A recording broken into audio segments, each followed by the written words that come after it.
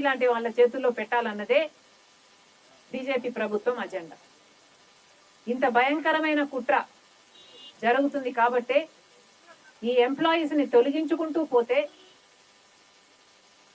వీళ్ళ ప్రెషర్ తగ్గితే ఏదో ఒక రోజు అదాని లాంటి వాళ్ళకి అమ్మేయొచ్చు దీన్ని అన్నది బీజేపీ అజెండా. దూరంలో లేదు. ఒకప్పుడు హిందుస్థాన్ జింక్ అని ఇక్కడ ఒక కంపెనీ ఉండేది. ఆ హిందుస్థాన్ జింక్ అనే కంపెనీ ఇలాగే లాస్ మేకింగ్ కంపెనీని గా చేసి దాని తర్వాత వేదాంత అనే వాళ్ళకి అమ్మేయడం జరిగింది. ఆ తర్వాత వేదాంత ఆ కంపెనీని నడపలేదు కదా, మొత్తం ఉద్యోగస్తులని పీకి పడేసి రియల్ ఎస్టేట్ వ్యాపారం చేసింది ఆ భూములతో. అదే చేయాలనుకుంటున్నారు విశాఖ స్టీల్ భూములతో కూడా.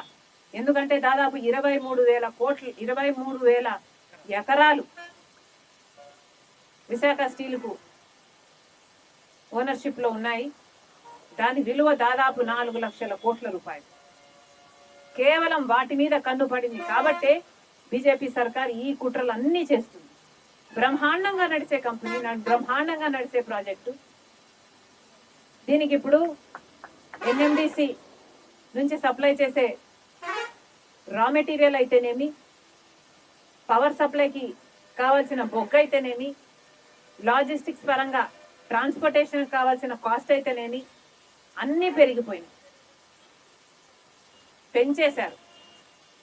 నిజం చెప్పాలంటే ఒక్కొక్కటిగా టార్గెటెడ్గా ఫోకస్డ్గా